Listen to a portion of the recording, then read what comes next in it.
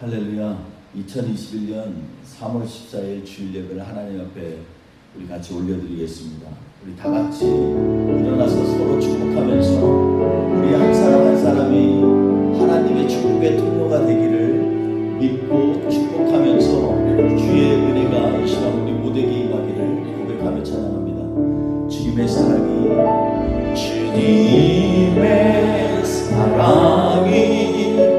당신을 통해 온 세상 가운데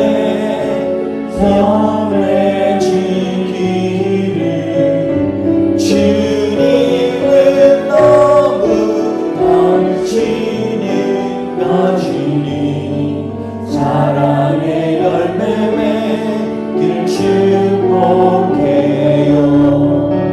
주님의 축복이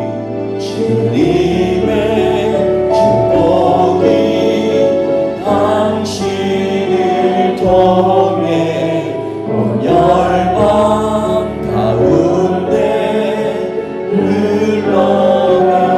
흘러가기를 주님은 너무 당신을 가지니 사랑의 열매 맺길 축복해요. 주님의 축복이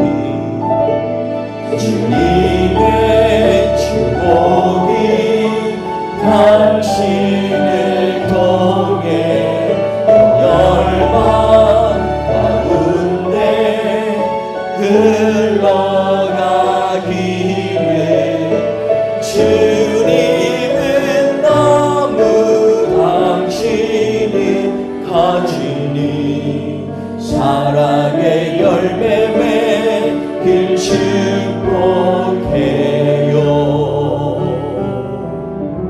아멘. 우리 다 같이 자리에 앉으셔서 하나님 앞에 찬양으로 나아가기 원합니다. 주님께서 우리에게 믿음으로 하나님의 나라를 보라고 하셨고 믿음으로 하나님의 나라를 우리가 맛보라고 하셨습니다. 우리 이 시간에 정말로 주님을 믿는 믿음으로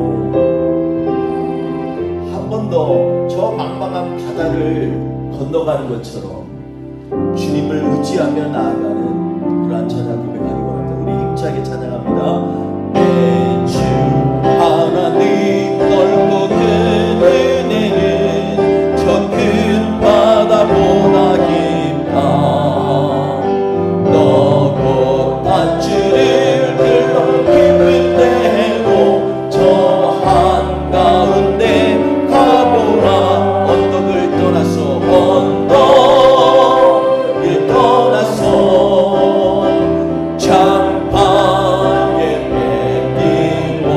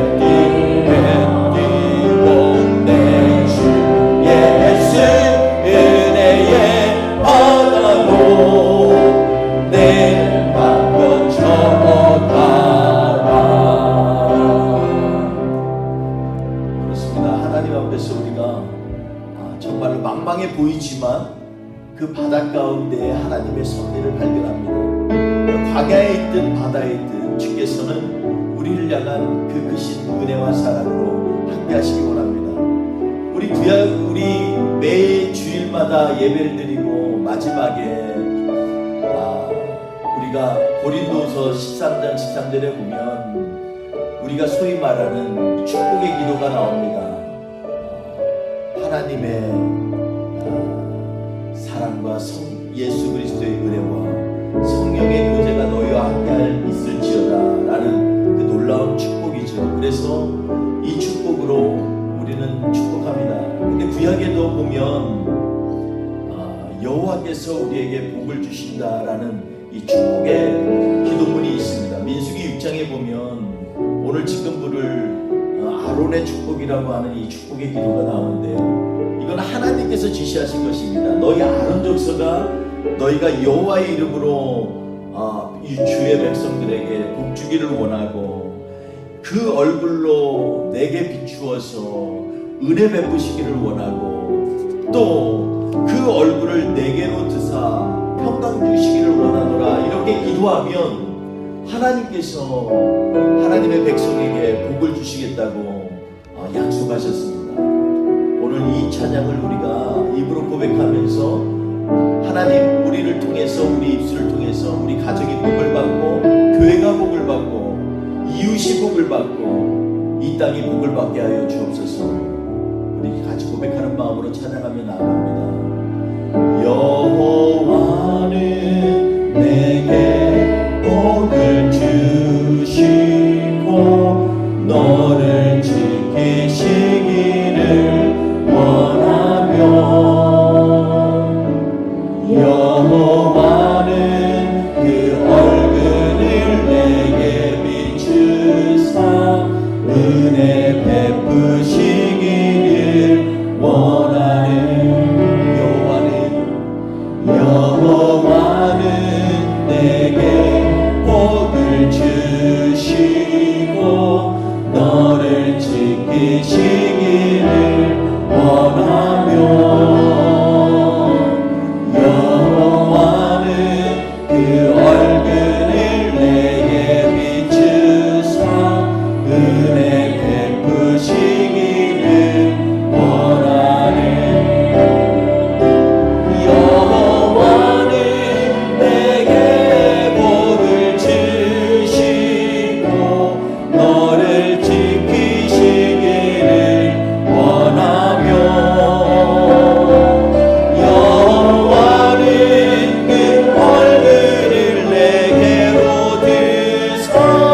영광 주시기를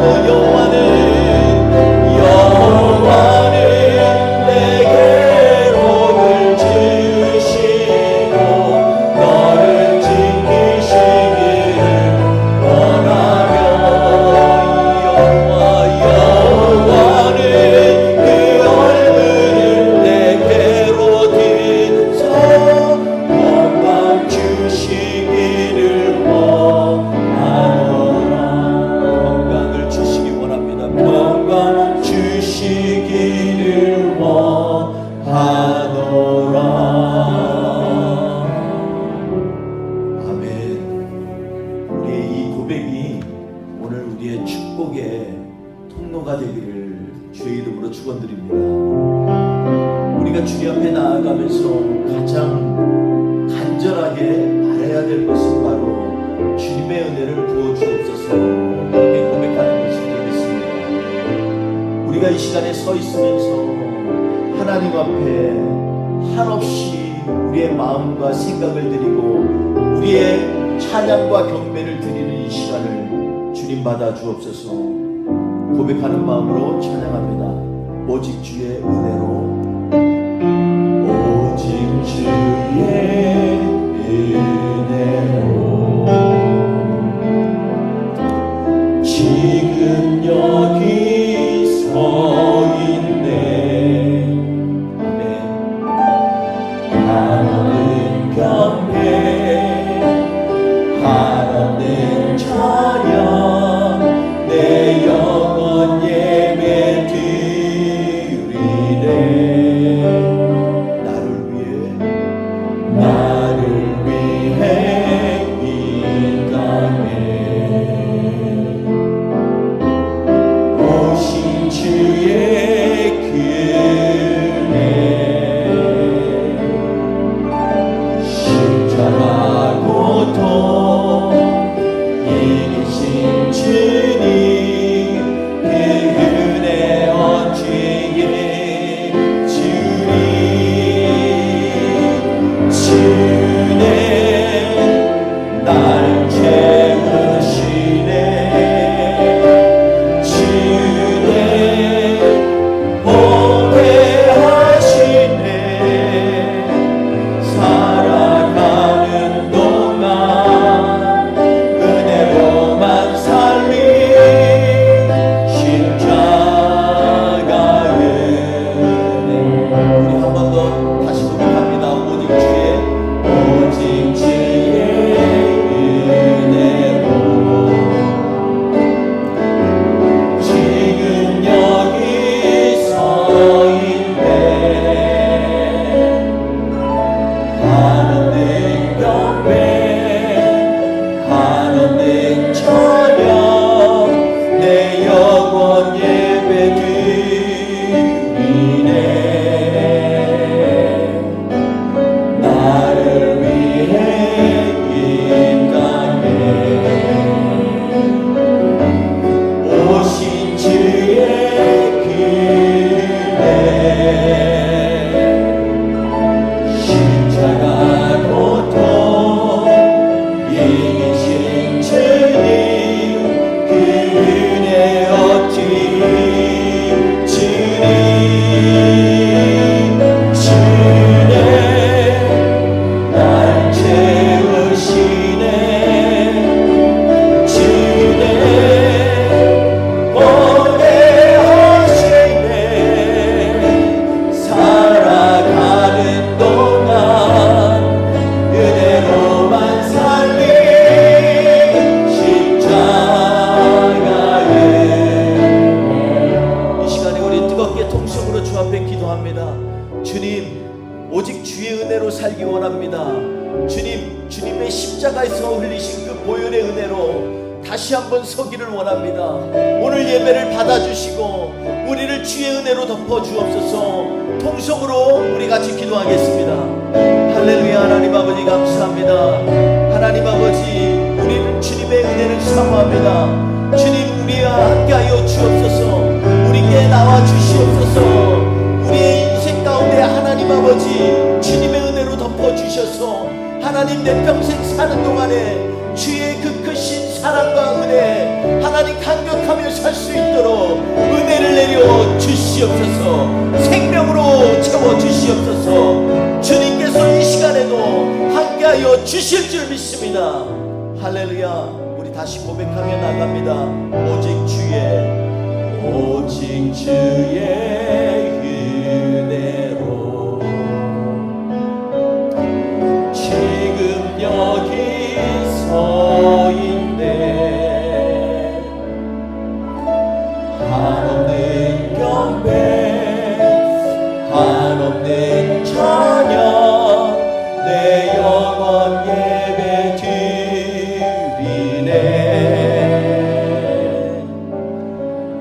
나를 위해 이 땅에 오신 주의 길에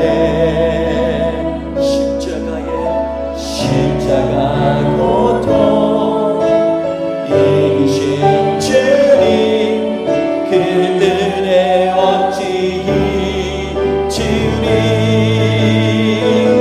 주네 날 채우시네 주네 보게 하시네 살아가는 동안 은혜로만 살리 십자가 주네 날 채우시네 주네 날 채우시네 주네 보게 하시네 살아가는 동안 은혜로만 살리 십자가 은혜로 십자가 은혜 십자가 은혜로 십자가 은혜로 오늘도 예배 가운데 하나님께서 우리의 심령을 만지시고 우리의 기도 가운데 찾아와 주시기를 이 시간에 기도하기 원합니다. 주님께서 오늘도 우리 예배 가운데 우리의 삶을 만져주시고 치료하실 줄 믿습니다. 이 시간에 하나님께서 우리와 동행하시기 원하는 간절한 마음으로 우리 주님 앞에 고백하며 이 찬양을 부르기 원합니다. 우리 같이 간절하게 주님을 찾으며 찬양하겠습니다. 아멘. 주께 가까이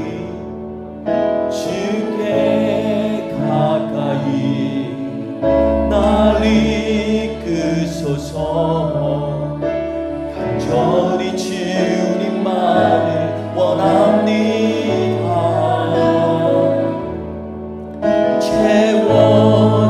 채워주소서 주의 사랑을 진정한 찬양 드릴 수 있도록 주께 가까이 날 이끄소서 간절히 주님만을 원합니다. 아멘. 채워주소서 주의 사랑을 진정한 찬양 드릴 수 있도록 목마른 나의 영혼 주님 부르니 나의 맘만 채워주소서 주님만을 원합니다. 더 원합니다. 나의 맘만 채워주소서 주께 가까이 날 이끄소서 간절히 주님만을 원합니다. 채워주소서 주의 사랑을 주님의 찬양 드릴 수 있도록 주께 가까이 날 이끄소서 간절히 주님만을 원합니다. 채워주소서 주의 사랑을 진정한 찬양 드릴 수 있도록 목마른 나의 영혼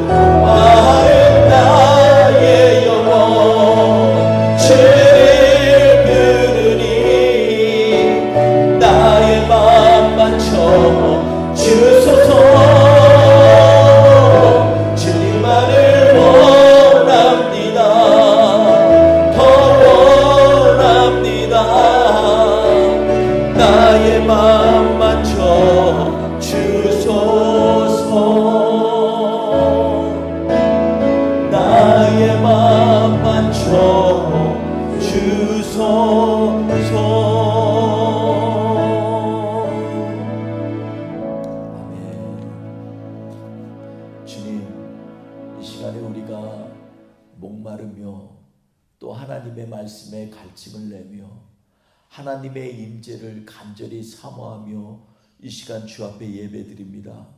예배의 모든 순간순간마다 주의 성령이여 우리와 함께하여 주시옵소서. 우리 가운데 간절히 기도하고 소망하는 일들이 있습니다. 주님 찾아와 주셔서 우리의 목마른 간절한 부르짖음에 응답하여 주시옵소서. 우리의 마음을 만져주시고 우리의 몸을 만져주시고 우리의 영혼을 만져주시옵소서. 주님 함께 하실 줄 믿사옵고 예수님의 이름으로 기도했습니다. 아멘. 사도신경으로 신앙 고백합니다. 나는 전능하신 아버지 하나님 천지의 창조주를 믿습니다.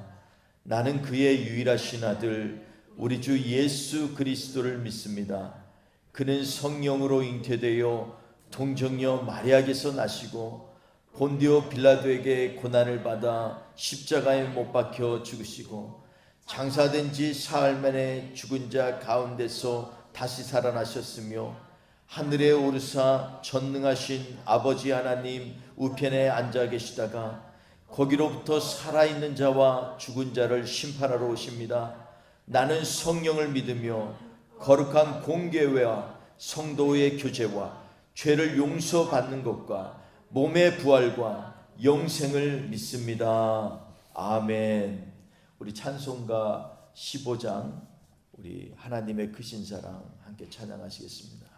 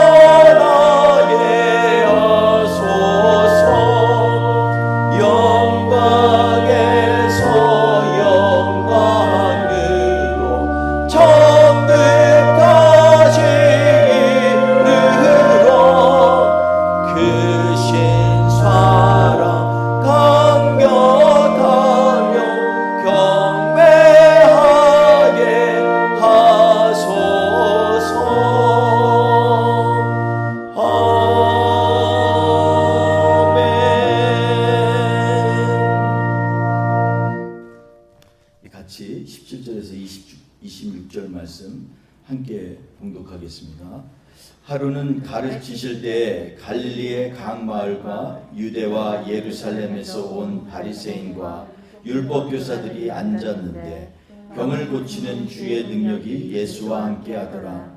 한 중풍병자를 사람들이 침상에 메고 와서 예수 앞에 들여놓고자 하였으나 무리 때문에 메고 들어갈 길을 얻지 못한지라. 지붕에 올라가 기와를 벗기고 병자를 침상째 무리 가운데로 예수 앞에 달아내리니 예수께서 그들의 믿음을 보시고 이르시되 이 사람아 내 죄사함을 받았느니라 하시니 서기관과 바리새인들이 생각하여 이르되 이 신성 모독하는 자가 누구냐? 오직 하나님 외에 누가 능히 죄를 사하겠느냐? 예수께서 그 생각을 아시고 대답하여 이르시되 너희 마음에 무슨 생각을 하느냐? 내 죄사함을 받았느니라 하는 말과 일어나 걸어가라 하는 말이 어느 것이 쉽겠느냐? 그러나 인자가 땅에서 죄를 사하는 권세가 있는 줄을 너희로 알게 하리라 하시고 중풍병자에게 말씀하시되 내가 내게 이르노니 일어나 내 침상을 가지고 집으로 가라 하시매 그 사람이 그들 앞에서 곧 일어나 그 누웠던 것을 가지고 하나님께 영광을 돌리며 자기 집으로 돌아가니 모든 사람이 놀라 하나님께 영광을 돌리며 심히 두려워하여 이르되 오늘 우리가 놀라운 일을 보았다 하니라. 아멘. 오늘 말씀을 통해서 우리 곱절의 축복이라는 제목으로 하나님의 말씀을 나누도록 하겠습니다.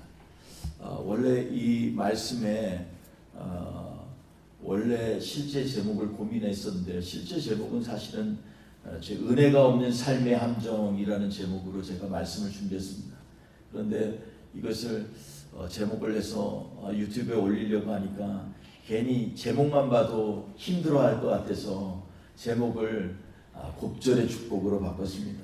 그렇다고 해서 의미가 없는 말이 아니고요. 은혜가 없는 삶의 함정이라는 것은 다시 말하면 은혜가 있게 되면 놀라운 일이 일어난다는 것입니다. 그래서 오늘 우리가 은혜를 받는 자리에 서야 되는 것을 우리가 찬양한 것처럼 간절히 주 앞에 나아가면 주님께서 우리에게 놀라운 중풍병자를 일으키셨던 놀라운 역사가 우리의 삶 가운데도 일어날 줄 믿고 또 그러므로 말미암아서 우리가 영과 육에 놀라운 축복을 받는 곱절의 축복이 우리 교회와 각 성도님들의 가정마다 임하실 줄 믿습니다. 지난번에 우리 가버나움이 무슨 뜻인지에 대해서 같이 말씀을 나눴습니다. 나움의 마을이라는 뜻이라고 우리가 알아봤는데 다시 말하면 선지자적인 관점으로 세상을 보는 것이 얼마나 중요한지 다시 한번 새기게 하는 것입니다. 나움의 마을, 나움이라는 선지자를 통해서 하나님이 일하시는 것들을 보고 증거했던 그 마을 사람들의 자랑이 자기의 마을도 가버나움이라고 부르게 되는 그러한 자부심을 갖게 되었다는 것입니다. 그만큼 선지자적인 관점은 이 세상에서 굉장히 중요합니다. 그러면 선지자적인 관점이 무엇이냐? 그것은 하나님의 뜻과 말씀에 따라 세상을 보려는 그러한 시각이 바로 선지자적인 관점입니다. 그래서 유독 예수님이 초기 사역은요, 가버나움과 그 주변의 갈릴리 지역의 마을에 깊은 관련을 맺고 있는 것을 보게 됩니다. 오늘 본문에 등장하는 중풍병자 치유의 사건도 바로 가버나움에서 일어난 사건입니다. 본문과 같은 사건을 기록한 마가복음 2장 1절에 보면 예수님께서 나병 환자를 고치신 사건 이후 수일이 지나서 다시 가버나움으로 들어가시니 이렇게 기록되어 있습니다. 아마도 말씀을 증거한 장소는 베드로의 집일 것입니다. 그런데 여기서 예수님의 가르침을 받고자 모여든 사람들이 갈릴리와 각 마을 그리고 유대와 예루살렘에서 온 바리새인들과 율법 교사라고 기록되어 있습니다. 아마도 그들은 권위 있는 말씀과 병 고치는 능력이 있으신 예수님이 누구인가 궁금했을 것 같습니다. 그리고 또한 그 중에 일부는 정말로 말씀에 갈급하고 또 주님을 기대하는 마음으로 나온 바리새인과 서기관도 있었을 것입니다. 물론 그들이 맨 앞에 예수님 앞에서 앉아 있었지만, 그러나 또 그 집에 들어올 수 없던 수많은 병자들과 군중들 때문에 더 이상 문 앞에 서서 이 거리를 두기조차 어려운 그러한 상황인 것을 설명하고 있는 것을 볼 수 있습니다. 이렇게 많은 사람들이 예수님을 찾아왔지만 그 중에 한 중풍병자를 메고 예수님을 찾아온 사람들이 예수님께 나아갈 길을 찾지 못하고 지붕으로 올라가는 사건이 오늘 나와 있습니다. 바로 그 많은 군중들을 비집고 들어갈 틈이 없었기 때문입니다. 예수님을 만나야 하는데 갈 기회도 없고 길도 없는 것입니다. 그래서 하늘을 보며 아마 한숨을 쉬고, 또 그들 중에 분명히 한 명 정도는 눈에 지붕이 들어왔을 것입니다. 그래서 중풍병자를 실은 병상체로 지붕에 올라가자 이렇게 결정을 하고 기아를 벗기고, 그리고 그곳에 정말 엉뚱한 방법이고 무례하지만 예수님 바로 앞에다가 그 침상을 내려놓는 사건을 오늘 본문에 말하고 있습니다. 아마도 수많은 사람들이 갑자기 놀랐을 것입니다. 이 팔레스타인 지붕이라는 것이 기아를 벗겨내면 직과 진흙으로 엉켜서 이렇게 덮어놨기 때문에 그것을 뜯는다는 것은 마른 진흙더기가 밑에 버려지고, 그래서 예수님을 포함해서 많은 사람들이 먼지 때문에 되게 힘들어했을 것입니다. 사람들이 웅성웅성했을 거고요. 그 중에 또 혈기 있는 사람은 막 소리를 쳤을 수도 있습니다. 그럼에도 불구하고 그들은 포기하지 아니하고 병자를 침상채로 무리 가운데 내렸다라고 성경은 말씀하고 있습니다. 그때 예수님의 반응이 굉장히 중요합니다. 왜냐하면 하나님의 아들 예수께서 어떻게 이 과정을 생각하시는지 오늘 본문은 우리에게 주시는 메시지가 있기 때문에 그렇습니다. 몇 가지가 있는데, 첫째로 예수님은 그들의 믿음을 보셨다라고 기록되어 있습니다. 20절 보면 예수께서 그들의 믿음을 보시고, 그리고 또 이렇게 얘기합니다. 이 사람아, 내 죄사함을 받았느니라. 이렇게 말씀하십니다. 예수께서 사람들 가운데 가장 중요하게 보시는 것은 믿음입니다. 히브리서 11장 6절에 보면 믿음이 없이는 기쁘시게 못하나니 하나님께 나아가는 자는 반드시 그가 살아계신 것과 그리고 그가 자기를 찾는 자들에게 상 주시는 이심을 믿어야 할지니라. 이렇게 말씀하고 있습니다. 그런데 왜 믿음입니까? 로마서 1장 17절에 보니까 복음에는 하나님의 의가 나타나서 믿음으로 믿음에 이르게 하나니 기록된 바 오직 의인은 믿음으로 말미암아 살리라 한과 같으니라. 이렇게 기록되어 있습니다. 즉 의인은 믿음으로 살기 때문에 그렇습니다. 의인은 복음을 듣고 받아들인 자를 의미합니다. 히브리서 10장 38절에 보면 나의 의인은 믿음으로 말미암아 살리라 다시 한번 얘기하고 있는데, 여기에서 나의 의인은 누구냐 하면요, 로마서 다시 10장 9절 10절을 보면 이 나의 의인을 내가 만일 내 입으로 예수를 주로 시인하며 또 하나님께서 그를 죽은 자 가운데서 다시 살리신 것을 내 마음에 믿으면 구원을 얻으리니.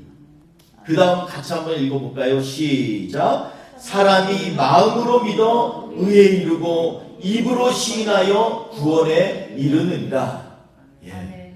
사람이 마음으로 믿어 의에 이른다 그랬습니다. 그러니까 마음으로 믿을 때 우리는 의인이 된다는 것입니다. 내가 어떤 좋은 행위를 하고 선한 행위를 해서 의인이 아니고 하나님의 그 놀라우신 일과 예수 그리스도가 이 땅에 오셔서 죄인을 위하여 모든 죄악들을 짊어지시고 십자가에 달려 죽으신 것을 믿기만 하면 우리도 그와 동일한 의인의 자리에 서게 하시겠다라는 것입니다. 이 얼마나 대단하고 놀라운 선포입니까? 그러니까 사람이 믿음으로 의에 이르고 그래야 하나님께서 나의 의인이라 인정하시고 의인의 회중에 들 수 있기 때문입니다. 다시 말하면 마음으로 믿고 나서 입으로 시인해야 구원에 이른다라는 것입니다. 먼저 마음으로 믿어야 된다는 것입니다. 아멘. 하나님의 백성은 반드시 그래서 믿음을 가져야만 합니다.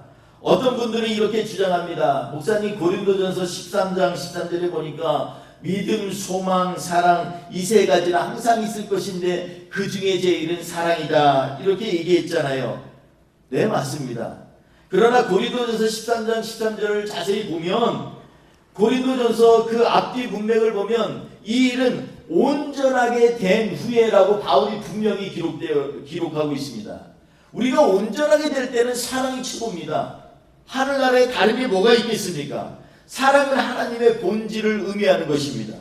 당연히 세상에서 하나님만큼 중요한 것은 아무것도 없습니다. 그러니 사랑이 제일입니다.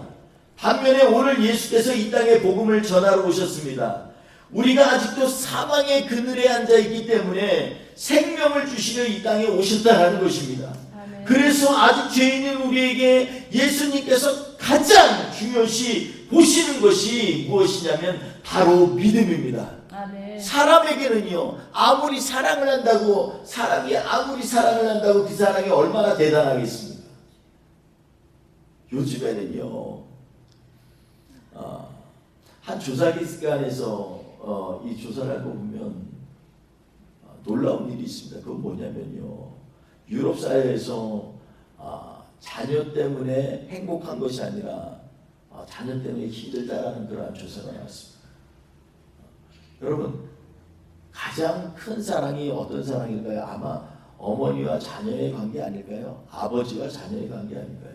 그런데 그 사랑이 식어가고 있는 세대에 우리가 살고 있다는 것입니다. 그래서 우리는요, 이 세상에서 사람이 아무리 사랑한다 해도 그 사랑은요, 금방이에요. 이 세상 노래 중에서 님이라는 뭐 글자에 점 하나 붙이면 남이 된다 그러잖아요. 아무리 죽고 못 사는 부부관계에도 점 하나 때문에 삐지고 찢어지고 갈라지는 경우가 얼마나 많은지 알 수 없습니다. 우리가 뭐 사랑이 최고라고 아무리 외친다고 해도 인간의 사랑이라는 건 부패하고 조금만 환경이 변해도 정말로 쉽게 변하는 것이 인간의 사랑입니다. 그래서 우리는요, 영원히 변하지 않는 하나님을 향하여서, 영원히 변하지 않는 사랑으로 우리에게 함께 하시는 하나님을 향하여서 믿음으로 반응하는 것입니다. 그래서 믿음입니다. 여기 예수님은 중풍병자와 그를 메고 데려온 사람들의 믿음을 보신 것입니다.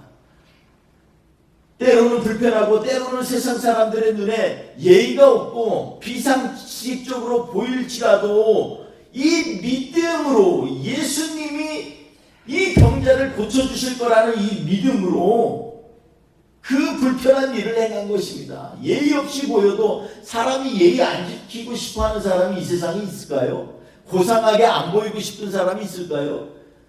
좀 세련되게 보이고 싶지 않겠습니까? 아름답고 우아하고 싶지 않겠습니까? 그래도 결정적인 순간에 만약 믿음을 택할 것이냐 아니면 우아함을 택할 것이냐, 하나님의 교회에 나와서 믿음으로 주 앞에 부르짖고 피토하듯이 하나님 앞에 나아갈 것이냐, 하나님 앞에 깨끗하게 옷을 입고 와서 거룩하게 손을 들고 기도할 것이냐, 둘 다 중요하죠. 그러나 진정으로 하나를 택해야 된다면 바로 믿음입니다. 그러나 엄밀히 말하여 믿음이 없이 행하는 아무리 세련되고 아름다워 보이는 일도 하나님을 기쁘게 하지 못합니다. 믿음으로 기도도 하고 믿음으로 예배도 드려야만 합니다. 믿음으로 하나님 앞에 정성스러운 예물도 믿음 없이는 하나님이 받으시지 아니하고 기뻐하시지 않는다라고 성경은 말씀하고 하고 계십니다. 믿음이 없이는 하나님을 기쁘시게 하지 못하나니, 여러분 이 말씀은 정말로 우리가 반드시 새겨야 될 말씀입니다. 예수님의 가심은 온통 우리를 구원하시는 것에 집중하고 있음을 우리가 알아야만 합니다. 그래서 주님은 믿음을 보시는 것입니다. 그래서 주님은 우리로 하여금 믿음의 행동을 하도록 격려하시는 것입니다. 그게 무례하게 보일지라도, 예수님을 불편하게 하실지라도, 그래도 믿음으로 위에서부터 내리면 하나님은 기뻐하신다라는 것입니다. 왜냐하면 주님은 우리를 구원하시기 위해서 이 땅에 오신 것이지 대접받기 위해서 오신 것이 아니기 때문에 그렇습니다. 그러므로 우리도 주님 앞에 마찬가지입니다. 주님, 저를 좀 보세요. 주님, 저 정말 연약하고 부족해요. 그런데 저를 만나주세요. 주님 믿습니다. 이 고백이 주님을 기쁘게 한다는 것입니다. 그래서 우리는 본문 20절을 다시 한번 읽어보면 전혀 새로운 느낌을 받을 수 있습니다.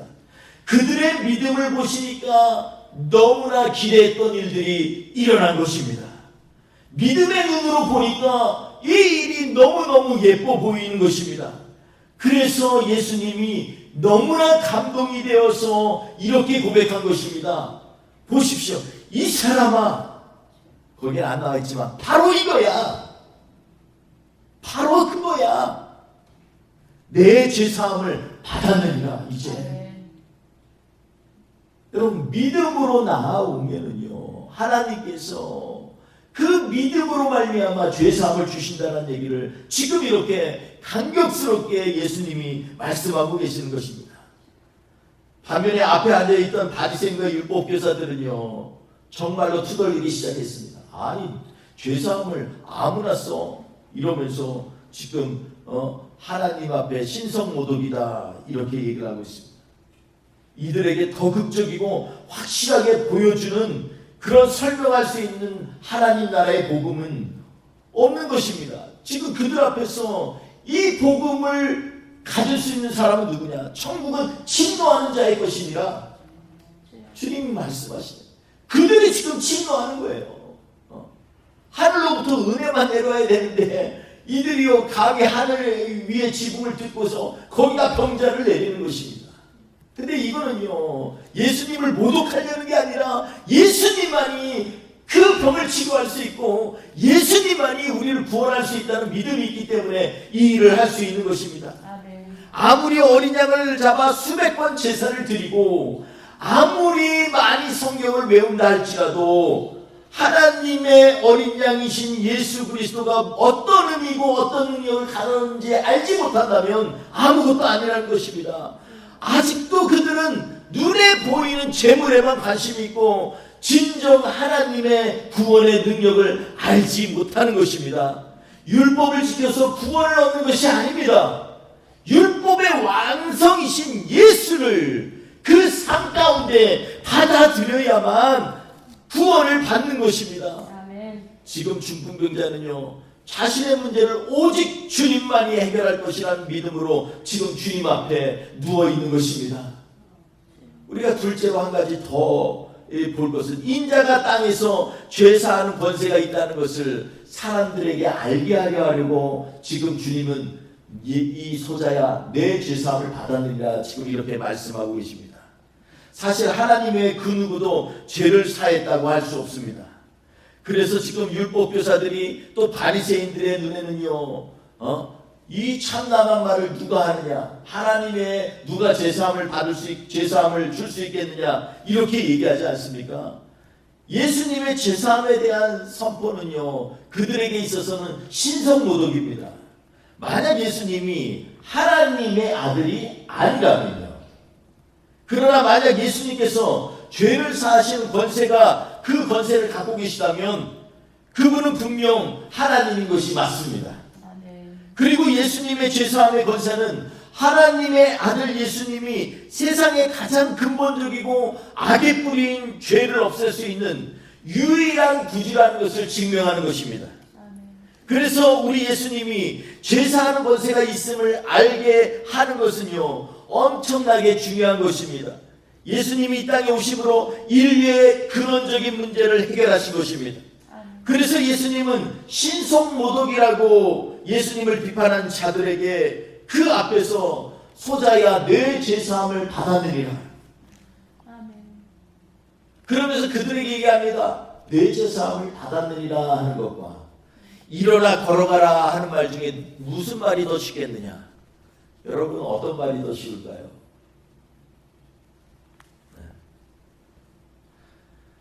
말로 하기에는 내 죄사함을 받았느니라 하는 말이 쉽습니다. 왜냐하면 그것은 외적으로 검증할 기준이 필요 없기 때문에 그렇습니다. 예수님이 아니라 다른 사람도 내 제사함을 받았느니라 이렇게 얘기할 수는 있어요. 그만큼 쉬운 것입니다. 왜냐하면 외적으로는 보여지지가 않기 때문에 그렇습니다. 제사함이 눈에도 안 보이고 죄를 얻게 한 증거도 설명할 필요가 없기 때문에 말로 제사함을 언급하는 것은 어렵지 않습니다.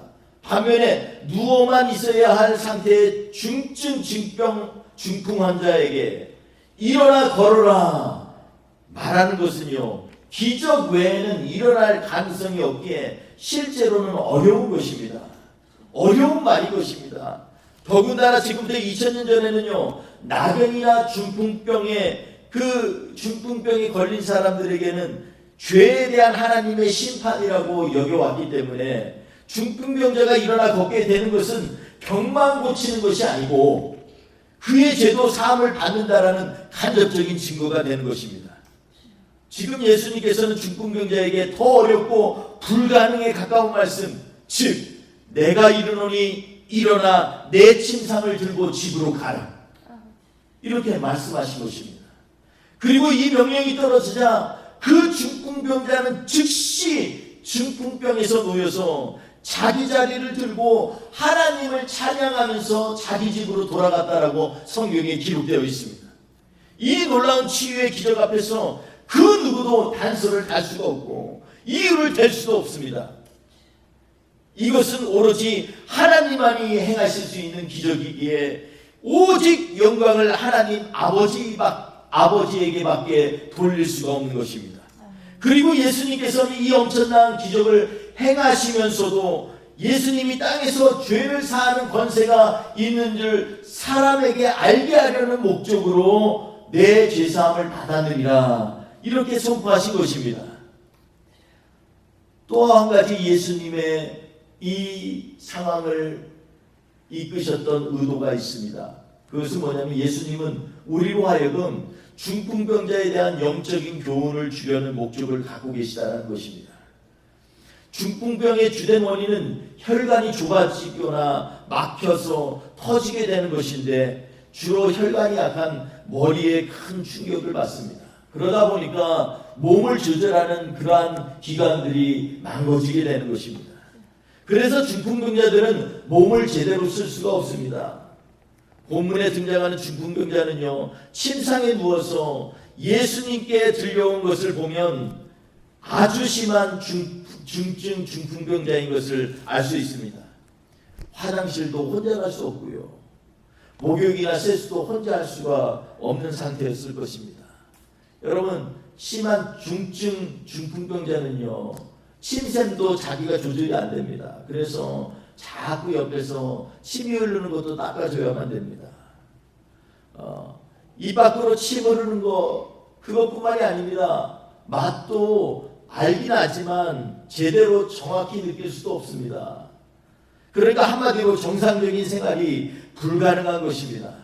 여러분, 여기에서 영적으로 우리가 한번 생각해 봐야 될 게 있습니다. 생명이 분명히 중풍병자에도 아직 있어요.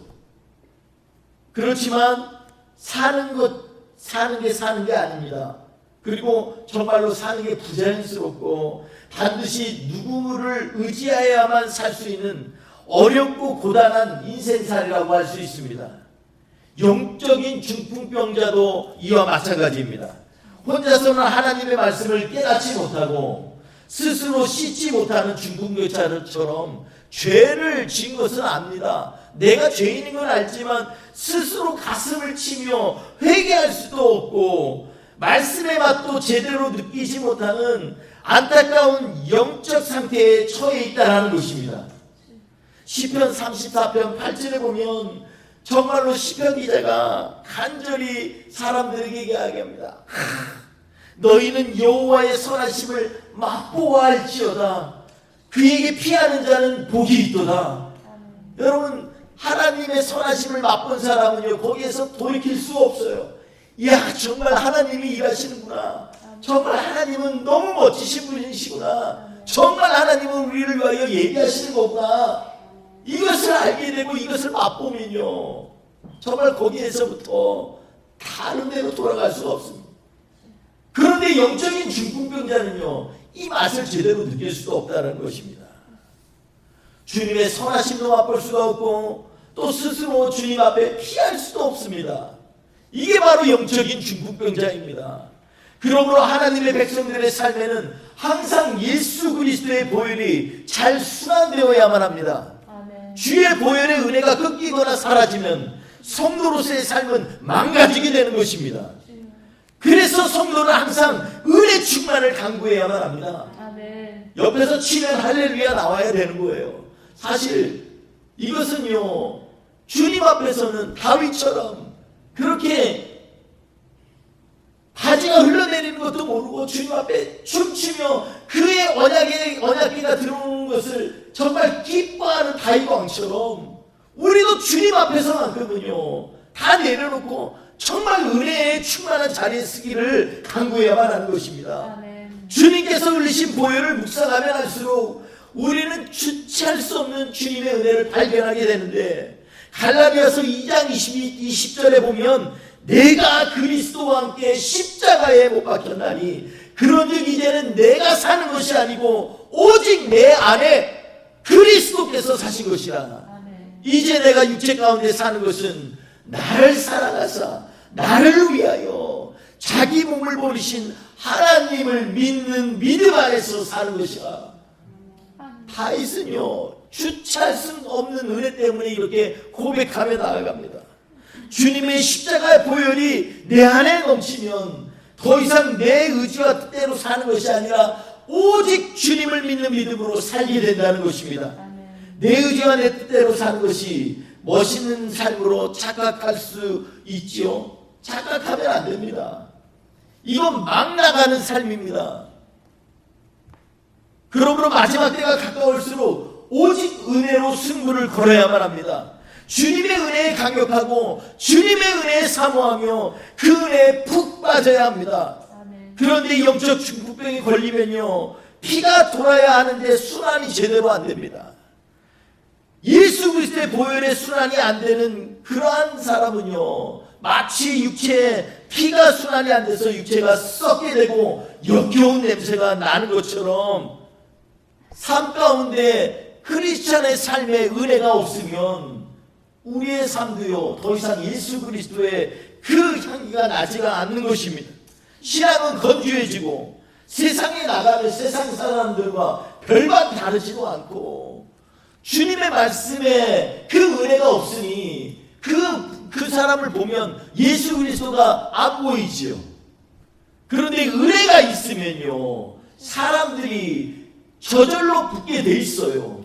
은혜가 있으면 그 얼굴만 봐도요 그 얼굴의 빛만 봐도 아 저 사람은 왜 저럴까, 왜 어떻게 우리가 다른 인생을 살까, 상황과 환경은 비슷해 보이는데 뭐 수입도 나랑 보면 내가 오히려 난 것 같은데 왜 저 사람들은 저렇게 행복할까?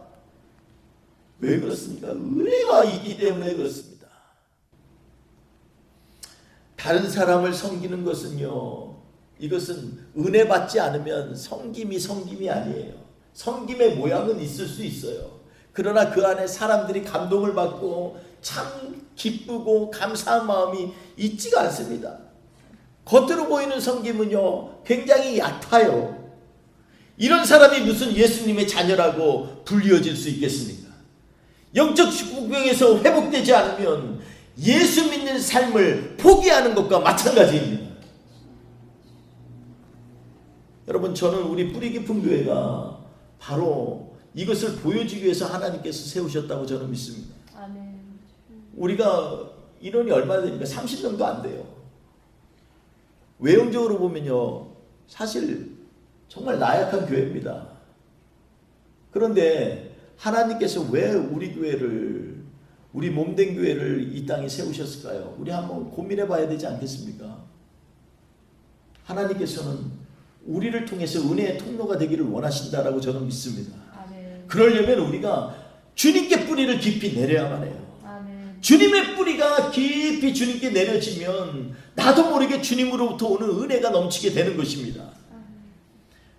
마치 오늘 우리 장로님 기도처럼 죽어간 것 같은데 다시금 그 안에서 새싹이 돋아나고 꽃이 피고 열매가 맺는 것처럼 우리도 더욱더 깊이 주님께 뿌리를 내리면요, 세상의 것이 별게 아닌 것처럼 보이기 시작합니다.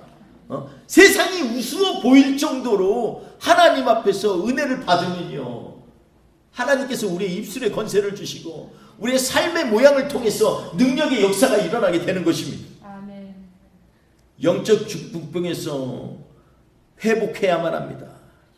또 하나 영적인 중풍이 들면요, 갈라파고스 현상이 일어납니다. 이 말은, 갈라파고스라는 말은요, 이 에콰도르에 속해 있는, 남미에 있는, 그러나 육지에서부터 약 1000km 떨어져 있는 아주 외딴 섬 갈라파고스 섬에 고립되어서 본토와 단절된 것을 비유하여 쓰여지는 현상을 표현할 때 사용하는 언어입니다.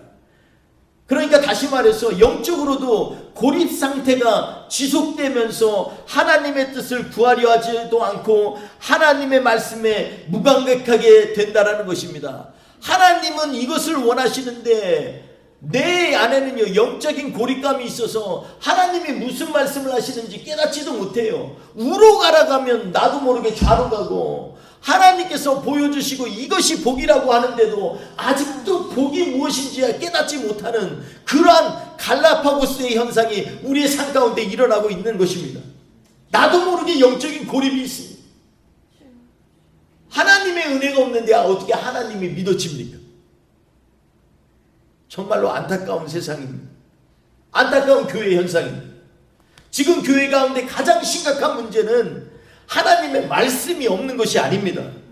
오히려 너무 가까이서 들려지고 가까이 할 수 있지만 말씀에서부터 고립되어져서 반응하지도 않고 교회 활동과 신앙생활은 전혀 말씀과 관계없는 것이 문제인 것입니다. 직장에 가면은 누가 저 사람을 예수 믿는 사람이라고 알 수 있는지 말로 얘기해야만 알 수 있는 그러한 상황에 그 속해 있는 성도들이 얼마나 많은지 알 수 없습니다. 만약 하나님께서 이 땅에 지금 오신다면 아마도 교회를 찾기 무척 어려우실 겁니다. 하나님께서 원하시는 삶과 신앙이 넘쳐야 할 교회 안에서 하나님의 사람들을 찾기가 쉽지 않기 때문입니다. 주님의 몸된 교회에 채워야 할 것은 하나님께서 원하시는 것이어야만 합니다. 그렇지 않으면 교회에 넘쳐야 할 은혜는 간 곳 없고 자신의 만족과 유익을 구하는 정말로 초라하고 구차한 욕심만이 흘러넘치게 될 것입니다. 십자가에 내 정과 욕심을 못 받는 것이 아니라 다시 예수님만 못 받고 내려오는 인생을 살고 있지 않는지 우리는 점검해야만 합니다. 여러분, 한 영혼이 정말 천하보다 귀합니까? 저는 그런 생각이에요. 저는요, 누가 한번 예배를 드리면 긴장이 돼요.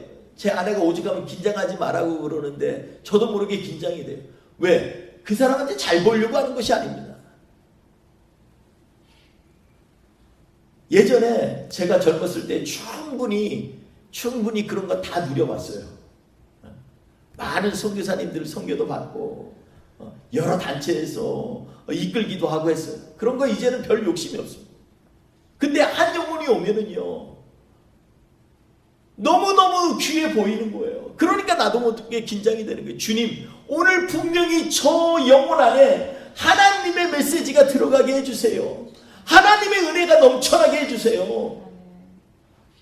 여러분, 우리 교회 앞으로 왜 저는 아직까지 우리 교회에 이렇게 성도들이 자주 오지 않는 것은 하나님의 뜻이 분명히 있다고 생각합니다. 우리가 이 마음을 먼저 회복해야 돼요. 우리 안에 은혜가 없는데 어떻게 오시는 분에게 은혜를 나눠줄 수가 있겠어요? 은혜를 부어주시도록 기도해야만 합니다. 다시 예수님만 못 받고 내려오는 그런 인생이 돼서는 안 됩니다. 오늘 본문에 등장하는 중풍병자는 자신의 중풍병 안에서 예수님을 찾았습니다. 그리고 그분을 붙잡기 위해서 자신의 고상함, 세련됨, 그런 것들 다 내려놓았습니다. 오직 주님만을 만나기 위하여 다른 것들은 다 내려놓은 것입니다.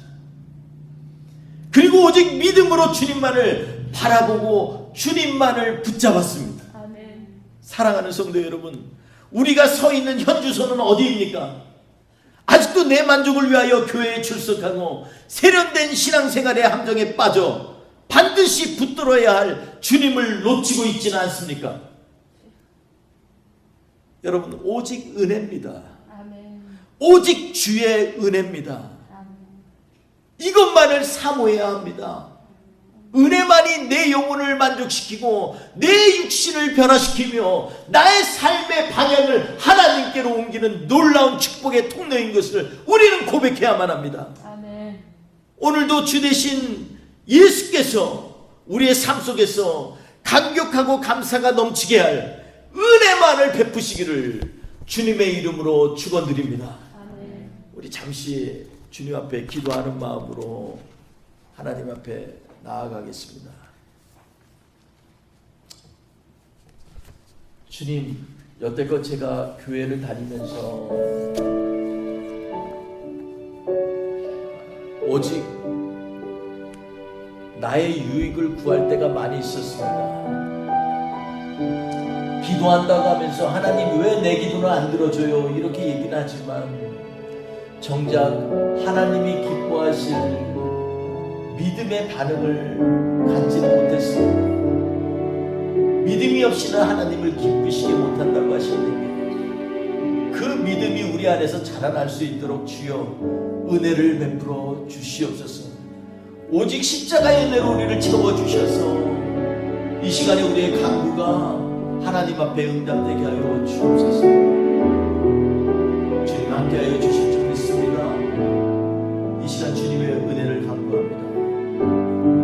우리 같이 찬양으로 고백하며 주님 앞에 다시 한번 은혜 받기 간절히 소원하길 원합니다.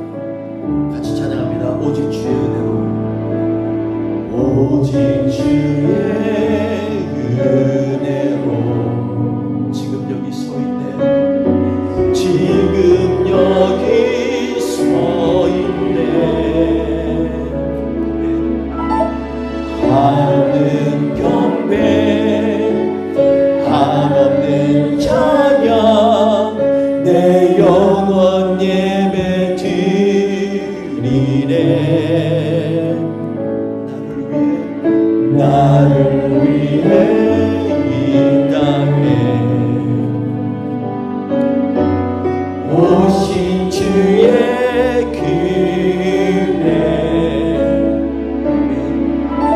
십자가 고통 이기신 주님 그 은혜 어찌에 주님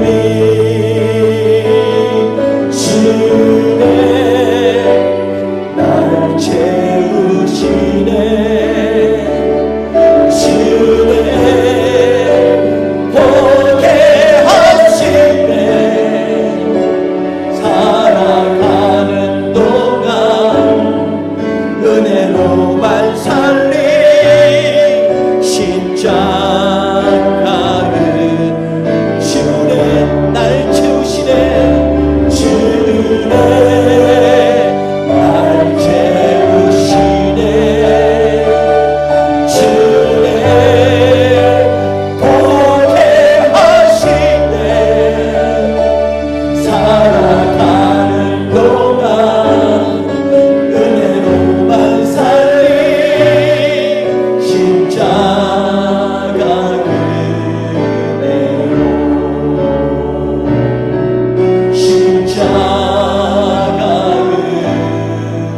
십자가 은혜로 십자가 은혜로.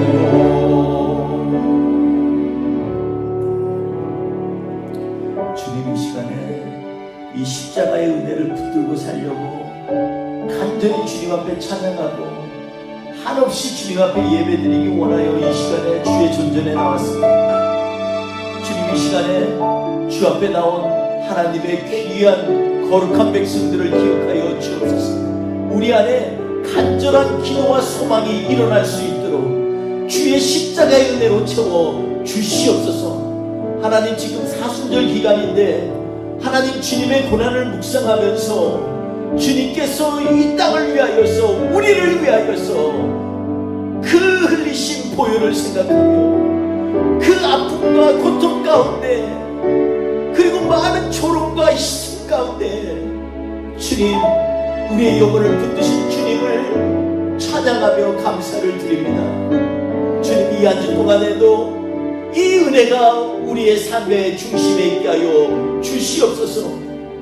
주여, 이 시간에 주 앞에 간구하는 기도의 제목들 아시지요? 하나님, 우리의 질병을 치유하여 주시고 우리의 기도하는 우리의 모든 비즈니스와 사업장도 기억하여 주시고 우리의 직장도 기억하여 주시옵소서. 때로는 억울하기도 하고 힘든 일을 겪을 수도 있지만 그 가운데 오직 우리를 위하여서 십자가에 죽으신 예수 그리스도를 바라보게 하여 주시옵소서. 그 은혜로 말미암아 우리에게 치료의 역사가 임할 줄 믿습니다. 회복되는 역사가 있을 줄 믿습니다. 이 시간에 하나님께로 나아갈 수 있도록 우리의 영혼을 열어 주시옵소서. 하나님 아버지, 오늘 예배가 일주일 내내 우리의 삶 가운데 메아리치게 하여 주시옵시고 우리의 고백이 우리의 간증이 되고 능력이 되게 하여 주시옵소서. 한 주도 주님이 동행하시고 함께 하실 줄 믿사옵고 예수님의 이름으로 간절히 기도했습니다.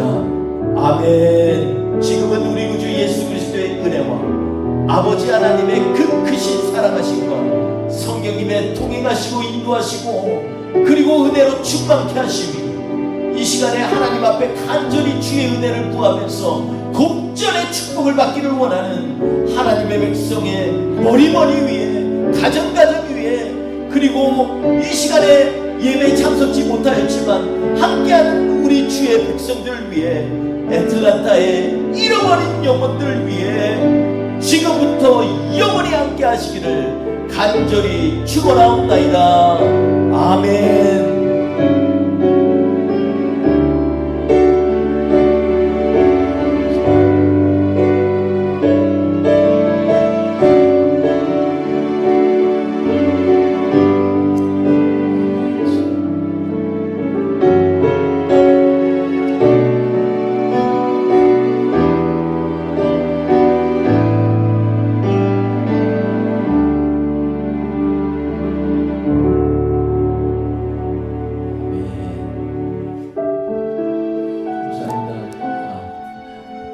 주님의 은혜가 우리와 함께 하길 믿습니다. 옆 사람에게 한번 고백할까요? 하나님의 은혜가 넘칠 줄 믿습니다. 광고 있습니다. 이번 고난주간에는요 우리가 특별 새벽 기도를 하려고 합니다. 그래서 고난주간은 월요일에서 토요일까지 우리가 새벽 기도를 하는데 가능하면 우리가 같이 참석해서 우리 교회에서 같이 예배드리기를 원하고요. 만약에 그것이 안 되면 유튜브에 나와 있기 때문에 유튜브를 통해서 꼭 예배 시간에 같이 어디에 있든지 간에 예배를 같이 드려주시면 감사하겠습니다. 그리고 계속 기도하셔서 4월 달에 우리가 준비하고 있는 우리 훈련 프로그램을 위해서 기도해 주시고요. 그래서 4월부터는 우리가 주일날 예배 후에 같이 하나님의 말씀을 좀 나누고 또 훈련하는 시간이 좀 말씀을 나누는 시간이 있었으면 합니다. 그래서 코로나 팬데믹 때문에 우리가 주중에 모임이 자주 같이 못하는 가운데 있는데 주일날이라도 우리가 같이 말씀을 나눌 수 있고 서로의 간증을 나눌 수 있는 시간이 있었으면 좋겠습니다. 같이 기도하면서 준비해 주시길 부탁드리겠습니다. 감사합니다.